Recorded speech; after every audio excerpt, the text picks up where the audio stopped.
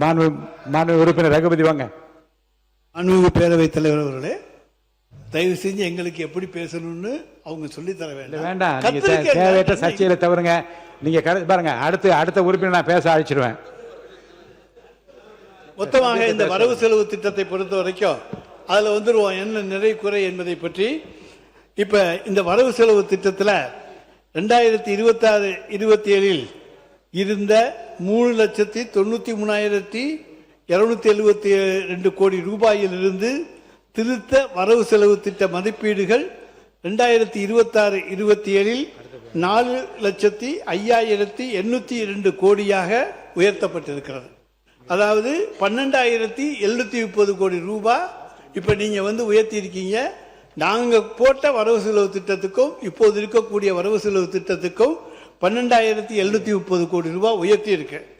ஆனா இந்த உயர்த்துறதோடு இல்லாம எம்ஜிஎன்ஆர்ஜிஎஸ்ல வர வேண்டிய தொகை 3,451 கிளைம் பண்ணிட்டு இருக்கோம். மெட்ரோ ரயில் செகண்ட் ஃபேஸ் அதையும் நீங்க கேட்டுட்டீங்க. அது 9,523 கோடி ரூபாய் லோன் வாங்கி கட்டிட்டு இருக்கோம். அந்த பணத்தையும் மத்திய அரசுல கேட்டிருக்கீங்க. அது ஒரு 12,974 கோடி. அப்ப ரெண்டையும் சேர்த்தோம்னா கிட்டத்தட்ட 26,000 கோடி எங்களுடைய பட்ஜெட்டை விட இப்பொழுது நீங்கள் கூடுதலாக செலவுக்கு போட்டிருக்கிறீர்கள். ஆனா சொல்றது நாங்க செலவு குறைச்சலா பண்றோம், நாங்க செலவை குறைத்திருக்கின்றோம். ஆனா இங்க 26,000 கோடி ரூபாய் உங்கள் பட்ஜெட் மூலமாக கூடுதலாக செலவு செய்யப்பட்டிருக்கிறது என்பதை இந்த கவனத்துக்கு கொண்டு வர கடமைப்பட்டிருக்கேன். 200 யூனிட் மின்சாரம் இதெல்லாம் சொன்னால் நீங்கள் கோவிச்சுக்கிட்டுருவீங்க. யாரும் இங்கே கிடைக்கல. 3 லட்சம் பேர் மனு கொடுத்துருக்கிறதாக செய்தி வந்திருக்கு. பலர் இன்றைக்கு காத்துக்கிட்டு இருக்காங்க, யாரும் கிடைக்கல. இன்னைக்கு மகளிர் உரிமை தொகை அதுவும் கிடைக்கல. ஆனால் எங்கே இருக்கிறார் எங்களுடைய தலைவர் என்று கேட்டவர்களுக்கு சொல்லுகிறோம், மகளிர் உரிமை தொகை வாங்குகிற ஒவ்வொருவருடைய உள்ளத்திலும் இருக்கிறார்.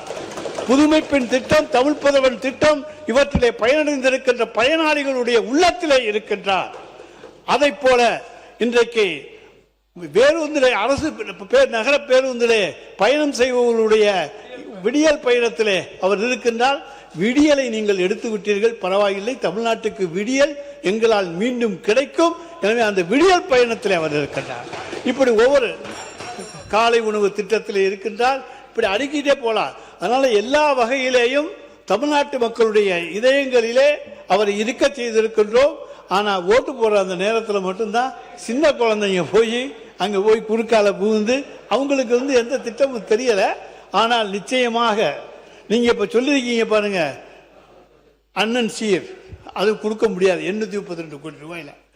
ஏன்னா 2022-23 மட்டும் நாங்க மூவாலூர் ராமாமிர்தம் அம்மையார், அதை போல முத்துலட்சுமி ரெட்டி அம்மையார் திருமண உதவி திட்டம், இந்த திட்டங்கள்ல கொடுத்த பெண்களுடைய எண்ணிக்கை மட்டும் 1 லட்சம்.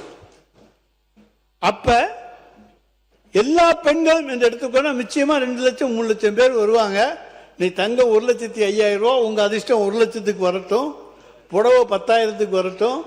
1,10,000 1 லட்சமா ஆக்கினா கூட 2,000 கோடி ரூபாய்க்கு குறையாமல் தாலிக்கு இன்றைக்கு நீங்கள் மாமன் சீர் தருவீர்கள், அண்ணன் சீர் தருகிறீர்களே, அதற்கு வேண்டும். ஆனால் அதற்கு ஒதுக்கி இருப்பது 832 கோடி ரூபாய் மட்டும்தான் நிதியமைச்சர் அவர்களே.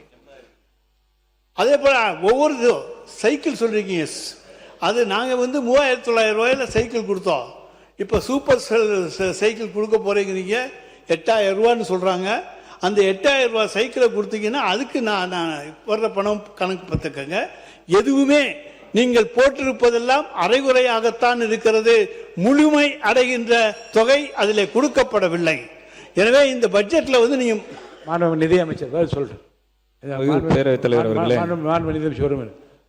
சொன்னா கோச்சிங் என்ற அந்த வார்த்தையை மட்டும் அவைக்குள்ள நீக்கிறேன்.